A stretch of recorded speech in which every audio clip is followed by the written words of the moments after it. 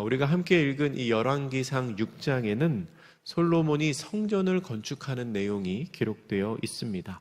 어제 본문이었던 6장 1절부터 13절까지는 성전의 외부 공사를 했습니다. 돌을 가지고 와서 이제 보이는 건물을 지은 거죠. 그야말로 외적인 공사를 다 했고요. 그리고 오늘 본문인 15절부터는 이제 성전 안에 내부 공사를 합니다. 오늘 말씀을 통해서 성전 내부 공사가 어떻게 진행되었는지를 살펴보고 그 의미가 무엇인지를 같이 한번 생각해 보겠습니다. 오늘 본문 중에서 22절까지는 성전 내부의 전체적인 구조와 그 마감을 어떻게 했는지를 설명하고 있습니다. 성전의 안쪽 벽은 마루에서 바닥부터 천장까지, 벽과 천장까지 백향목 널판으로 입혔습니다. 원래는 돌이었겠죠. 돌 안쪽에 백향목 널판으로 이렇게 다 붙였다는 겁니다. 그리고 성전의 마루는 잣나무 널판을 깔았습니다. 그리고 성전 뒤쪽, 그러니까 성전의 제일 뒤쪽의 끝에서부터 앞쪽으로 20규빗 되는 곳에 마루에서 천장까지 백향목 널판으로 가로막았습니다. 그리고 성전의 내실인 지성소를 만들었습니다. 이렇게 성전에서 안쪽부터 20규빗 되는 곳에 벽을 세웠죠. 요 20규빗 되는 공간을 이제 지성소라고 부르고 나머지 공간을 외소 또는 성소라고 부르는데요. 이 외소의 길이는 40규빗입니다. 총 60규빗 중에서 안에가 20규빗, 그리고 요 밖에가 40규빗. 그러니까 전체 성전 중에 3분의 1이 지성소, 법궤가 있는 곳이고 나머지 3분의 2가 성소가 되는 것이죠. 이 백향목으로 된 성소 안에는 이 호리병 박 모양입니다. 그리고 꽃 모양을 새겼습니다.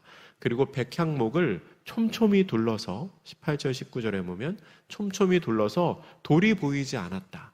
그러니까 성전의 외적 바깥 이 벽을 세운 돌, 그 돌이 보이지 않게 촘촘히 나무를 이어 붙였다는 겁니다. 그리고 나서 이제 19절은 지성소를 마련한 이유를 말해주는데요. 19절 이렇게 기록하죠. 여호와의 언약궤를 두기 위하여 성전 안에 내소를 마련하였는데, 그러니까 지성소를 따로 구별한 이유는 이 언약궤를 그곳에 보관하기 위하여 지성소를 만들었다는 겁니다. 당시 언약궤는 다윗성 시온산에 있었습니다. 그 언약궤를 보관하기 위한 장소로 지성소를 만들었고, 이제 열왕기상 8장에 보면 성전이 다 완공된 후에 다윗이 그 언약궤를 이 지성소로 모시고 오는 장면을 우리가 볼 수 있습니다. 지성소는 가로 세로 높이가, 그러니까 바닥 가로 세로와 천장 높이가 20규빗이었습니다. 20절에 나와 있습니다. 정육면체 형태였지요. 나무 벽은 백향목으로 다 둘렀습니다. 그리고 그 위에 정금을 입혔다라고 기록합니다. 정금을 입혔다. 그런데 지성소뿐만 아니라 성소도 정금으로 입혔고요. 그리고 지성소 앞에는 특별히 금사슬을 드리웠습니다. 그리고 성소와 지성소에 있는 제단도 전부 다 금으로 입혔습니다. 여기에서 반복되는 이 금으로 입혔다는 말은 액체 상태인 금을 칠했다는 겁니다. 금칠을 해서 눈에 보이는 모든 곳이 번쩍번쩍하지는 않았겠죠. 빛이 많이 없으니까 이제 빛이 나게 금으로 다 칠했다는 겁니다.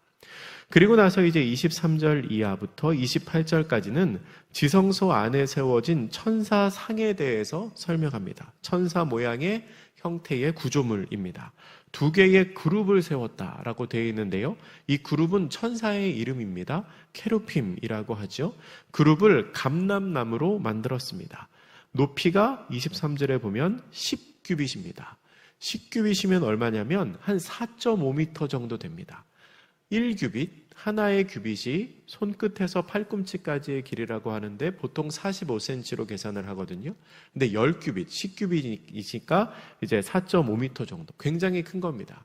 저희 본당이 한 5m에서 6m 정도 되는데 거의 저 뒤쪽에서 봤을 때 본당의 크기만큼 되는, 그리고 이 날개를 피고 있다고 하는데요. 두 천사의 바깥쪽 날개는 벽에 닿았고 한쪽 날개는 벽에 닿고 그리고 다른 쪽 날개는 서로 중앙에서 맞닿았다라고 되어 있습니다.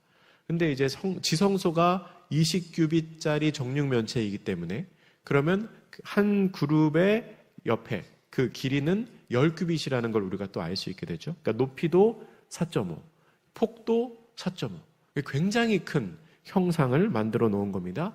그것을 두 개를 그룹의 형상을 만들어 놨습니다. 그리고 28절에 보면 이 그룹도 금으로 입혔다. 감람나무로 만들고 그 위에 금칠을 했습니다. 그리고 29절부터 30절까지는 성전의 내부 장식에 대해서 말합니다. 벽에는 모두 천사와 종려나무와 핀 꽃의 형상을 새겨 넣었습니다. 돌 위에 나무로 둘렀으니까 그 나무 위에 조각을 할 수 있었겠죠. 그리고 마루도 금으로 입혔고요. 30절에 보면 그리고 그 후에 31절부터 36절은 이제 문을 만드는 과정 그리고 안뜰을 만드는 과정이 기록되어 있습니다. 그리고 그 뒤에 나오는 37절과 38절은 성전 공사의 결론입니다. 결론 어떻게 나와 있는지 같이 읽어보겠습니다. 37절, 38절입니다. 시작. 넷째 해 15월에 여호와의 성전 기초를 쌓았고 11째 해 불월 곧 8째 달에 그 설계와 식양대로 성전 건축이 다 끝났으니 솔로몬이 7년 동안 성전을 건축하였더라. 아멘. 솔로몬이 왕위에 오르고 나서 4번째 되던 해의 둘째 달에 공사를 시작했다는 겁니다. 그리고 11년 11번째 해의 8월 달에 성전이 완성되었습니다. 솔로몬은 성전을 건축할 때 자기 마음대로 하지 않았습니다. 설계와 식양에 따라서 했고 총 7년 동안 건축을 했다라고 성경은 기록하고 있습니다. 이렇게 솔로몬이 건축한 성전에는 몇 가지의 특징이 있는데요. 첫 번째로 성전 내부에 눈에 보이는 모든 것은 다 금으로 입혔다는 겁니다. 성소와 지성소의 벽과 바닥은 물론이고 지성소의 제단과 그룹들도 다 금으로 입혔습니다. 또 지성소로 들어가는 문과 그 문에 새겨진 그룹들, 종려나무 모양의 형상들에게도 다 금을 입혔습니다. 이렇게 성소와 지성소 모두를 정금으로 입혔다는 것은 가장 귀한 것으로 하나님의 전을 지으려고 하는 의도가 있었기 때문입니다. 또한 하나님께서 영광스러운 하나님이시고 모든 것에 풍요로우신 분이라는 것을 상징적으로 드러내는 그런 신앙적인 의도도 있었습니다. 그리고 하나님이 가장 귀하고 가장 좋으신 분이기 때문에 가장 좋은 것으로 장식하고 가장 귀한 것으로 하나님이 오실 장소를 준비했다. 그런 의미도 있습니다. 그리고 가장 좋은 것을 드리기 위해서는 헌신이 필요하겠죠.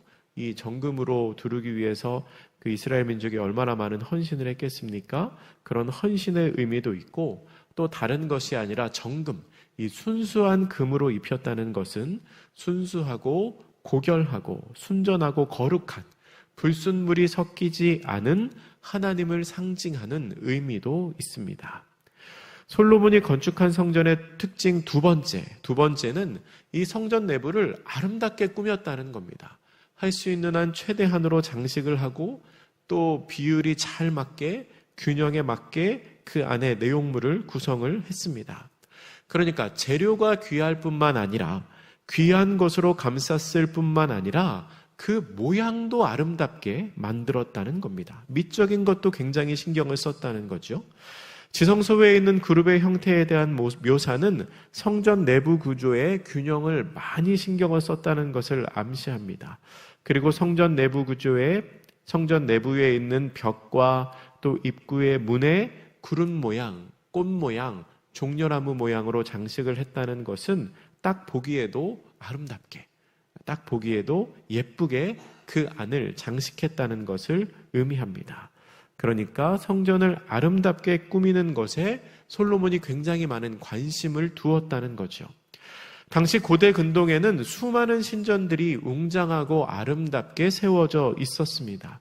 솔로몬은 아마도 그런 이방신을 섬기는 신전들보다 하나님의 언약궤를 모실 이 성전이 더 아름답고 더 웅장하게 세워질 수 있도록 많은 노력을 했었던 것 같습니다.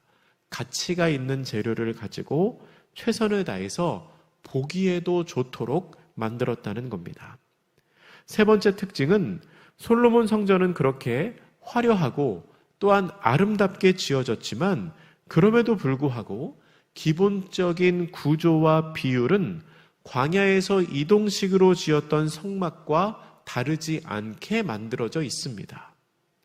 솔로몬이 지은 성전은 그 크기로 보았을 때 광야에서 이스라엘 민족이 이동식으로 가지고 다녔던 성막과 비교해서 한 2배 정도는 커졌습니다. 훨씬 더 웅장하지요. 그리고 장식도 화려해졌고요. 재료도 달라졌습니다. 그런데 그럼에도 기본적인 구조와 비율은 거의 똑같다는 겁니다. 형태가 거의 비슷합니다. 지성소가 있고 성소가 있고 안뜰이 있고, 이것은 이스라엘을 향한 하나님의 마음과 뜻 그리고 가르침이 변하지 않는 것과도 같습니다. 어떤 상황에도 진리가 변하지 않는 것처럼 아무리 재료가 좋아지고 아무리 장식이 화려해지더라도 성전을 구성하는 기본적인 원칙은 변하지 않는다는 겁니다.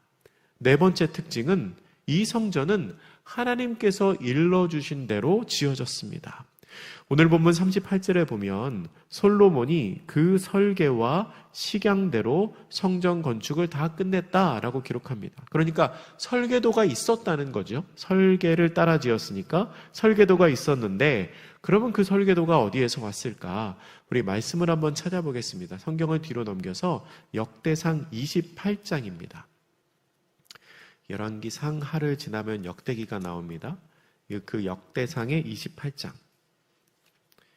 역대상 28장에 보면 다윗이 성전의 설계도를 솔로몬에게 주었다고 하는데요. 28장 11절 말씀, 우리 11절 652페이지에 있습니다. 같이 한번 읽겠습니다. 시작. 다윗이 성전의 복도와 그 집들과 그 곡간과 다락과 골방과 속죄소의 설계도를 그의 아들 솔로몬에게 주고, 잠깐 잡고 계세요. 성경. 이 설계도가 있었다는 겁니다. 이것을 다윗이 솔로몬에게 주었습니다. 근데 이게 굉장히 자세한 지침입니다. 11절 이하의 말씀에 보면요, 성전 건물뿐만 아니라 성전 뜰과 주변에 있는 방과 심지어 섬기는 데 사용되는 제기들까지, 그 기구들의 무게들까지도 자세하게 알려주었습니다. 그런데 이것은 다윗이 자신의 지혜로 한 게 아니었습니다. 28장, 역대상 28장 19절 말씀 우리 같이 한번 다시 읽습니다. 28장 19절 시작. 다윗이 이르되 여호와의 손이 내게 임하여 이 모든 일의 설계를 그려 나에게 알려주셨느니라. 아멘. 이 자세한 설계도를 누가 알려주셨느냐면 하나님의 손이 알려주셨다. 하나님께서 다윗에게 성전 건축에 대한 모든 내용을 알려주셨고, 다윗이 그 설계도를 가지고 있다가 솔로몬에게 전해주고, 솔로몬이 그 설계대로 성전을 건축했다는 겁니다. 자, 정리해보면 내용이 이렇습니다. 솔로몬은 성전을 건축할 때 가장 귀한 재료, 가장 귀한 금을 가지고 내부를 장식합니다. 거룩한 하나님을 모시는 곳을 가장 큰 헌신으로 그리고 순전한 것으로 준비한 것입니다. 그리고 좋은 재료를 썼을 뿐만 아니라 보기에도 아름답도록 장식을 잘 합니다. 가치가 있을 뿐만 아니라 보기에도 좋도록 만들지요. 또한 이 성전은 광야의 성막에 비해서 크기는 커졌고 재료는 더 고급스러워졌지만 원칙은 변하지 않습니다.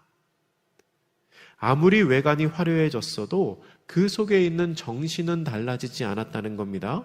마지막으로 이 성전은 하나님의 뜻에 순종하여 건축되었습니다. 솔로몬은 당대의 가장 지혜로운 사람이었습니다. 그러나 자신의 생각을 주장하는 것이 아니라 온전히 하나님께서 다윗에게 알려주신 설계도대로 성전을 건축합니다. 여러분, 신약시대에 들어서면 성전의 개념이 조금 달라집니다. 고린도전서 3장 16절은 이렇게 기록하지요. 너희가 하나님의 성전인 것과 하나님의 성령이 너희 안에 계시는 것을 알지 못하느냐. 이게 무슨 말입니까? 우리 각 사람이 성전이라는 겁니다. 우리 각 사람이 어떻게 성전입니까? 성령 하나님이 우리 안에 계시기 때문입니다. 하나님의 언약궤가 지성소 안에 있기 때문에 그 공간이 성전이 되는 것처럼 성령 하나님께서 우리 안에 있기 때문에 우리 각 사람이 성전이 되었습니다. 따라서 우리는 우리 자신을, 우리 성전을 잘 지어가야 할 의무가 있습니다. 그러면 이 성전, 우리 자신을 어떻게 지어야 할까요? 솔로몬이 성전을 지었던 원리를 그대로 따라가면 됩니다. 성전의 개념은 달라졌어도 성전을 세워가는 원칙은 똑같기 때문입니다. 성전 안을 가장 귀한 금으로 입힌 것처럼 우리 스스로를 거룩하게, 성결하게 가꾸어 나가야 합니다. 또한 아름답게 가꾸어야 합니다. 재료만 귀한 게 아니라 보기에도 좋은 것처럼 우리 스스로, 우리의 말과 우리의 행실과 우리의 성품이 하나님 보시기에 아름답도록 가꾸어 가야 합니다. 그리고 재료가 달라졌어도 구조가 똑같았던 것처럼 삶의 자리가 달라지더라도 마음의 중심은 변하지 않아야 합니다. 원칙은 지켜야 합니다. 어렸을 때는 하나님 잘 섬기다가 내가 조금 바빠지고 할 일이 많아진다고 해서 원칙이 흔들려서는 안 됩니다. 중심이 변해서는 안 됩니다.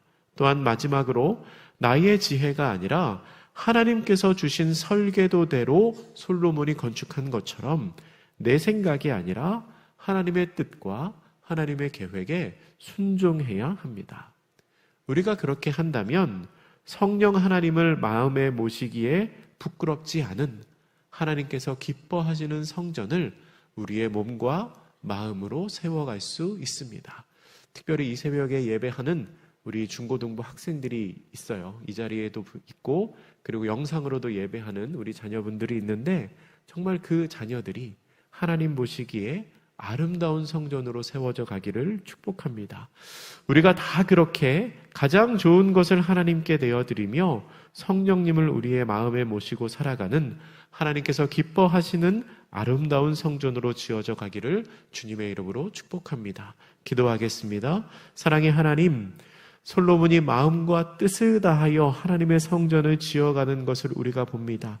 가장 좋은 재료로 보기에도 아름답게 그러나 원칙을 지키며 또한 하나님의 뜻에 순종하여 성전을 지은 것처럼 우리 각 사람도 우리도 우리 마음에 성령님을 모신 그 성전을 아름답게 지어져 가게 하시고 특별히 우리의 다음 세대가 하나님 보시기에 아름다운 성전이 될 수 있도록 주님 붙드시고 지키시고 오늘 하루도 동행하여 주시옵소서. 감사드리며 축복하며 예수님의 이름으로 기도드립니다. 아멘.